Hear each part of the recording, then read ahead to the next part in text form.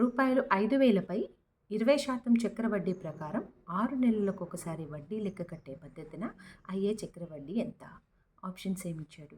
1,050 రూపాయలు, 1,100 రూపాయలు, 1,150 రూపాయలు, 1,200 రూపాయలు. హాయ్ అండి, వెల్కమ్ టు సుమా స్కూల్. ఈ వీడియో కనుక మీకు యూజ్ అయితే నా ఛానల్ని సబ్స్క్రైబ్ చేసుకోండి, వీడియోని లైక్ చేయండి, షేర్ చేయండి, కామెంట్ పెట్టండి. ఏమన్నాడు? 5,000 రూపాయలపై 20% చక్రవడ్డీ ప్రకారం 6 నెలలకు ఒకసారి అన్నాడు. ఫస్ట్ ఇచ్చినవి రాద్దాం చూడండి. ఇచ్చినవి రాసాం చూడండి. అసలు P = 5,000 రూపీస్. కాలం ఇక్కడ ఏమి ఇవ్వలేదు, ఎన్ని సంవత్సరాలని ఇవ్వలేదు, 6 నెలలకు ఒకసారి అన్నాడు కాబట్టి మనం T అనేది 1 ఇయర్గా తీసుకుందాం. 6 నెలలకు ఒకసారి వడ్డీ లెక్కించిన అంటే సంవత్సరానికి ఎన్నిసార్లు అన్నట్టు? 6 నెలలకు ఒకసారి అంటే N = 2 టైమ్స్ 5, 2 టైమ్స్ లెక్కిస్తారనమాట. నెక్స్ట్ వడ్డీ రేట్ ఎంత అన్నాడు? 20% అన్నాడు. ఇప్పుడు మనం ఇదేంటి? సంవత్సర కాలానికి. సో మనకు 6 నెలలకు కావాలంటే ఏం చేయాలి? 20/2 దట్ ఈజ్ ఈక్వల్ టు 10. 10% అనేది ఇది 6 మంత్స్కి, 6 నెలలకి. ఇప్పుడు మనకు మొత్తానికి ఫార్ములా తెలుసు కదా చక్రవడ్డీకి. ఆ ఫార్ములా వేద్దాం చూడండి. A = 1 + r/100 (n). ఇప్పుడు ఇచ్చిన వాల్యూస్ ఇందులో సబ్స్టిట్యూట్ చేద్దాం.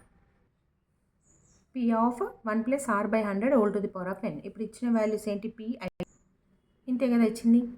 P 5,000, 1 + r అంటే 6 మంత్స్ లెక్క కడుతున్నాం కాబట్టి 10/100 (n) కదా, ఇక్కడ 2. ఇప్పుడు దీన్ని సింప్లిఫై చేద్దాం.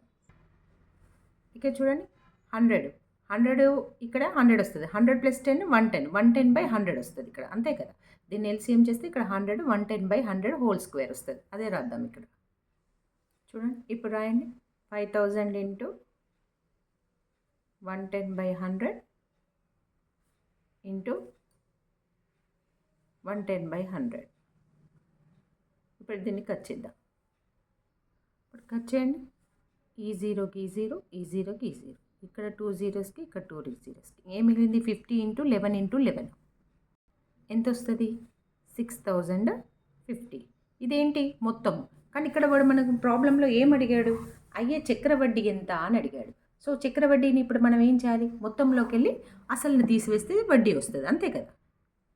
చూడండి, చక్రవడ్డీ వచ్చే మొత్తం A మైనస్ P ఎంత? 5,000. ఇప్పుడు ఇందులోకి వెళ్ళి ఇది మైనస్ చేస్తే ఆయన ఇంట్రెస్ట్ ఎంతో వస్తుంది. ఎంత? 6,050లోకి వెళ్ళి 5,000 పోతే 1,050 రూపాయలు. ఆప్షన్స్లో ఉందేమో చూడండి. ఏ అనేది ఆన్సర్. Thank you.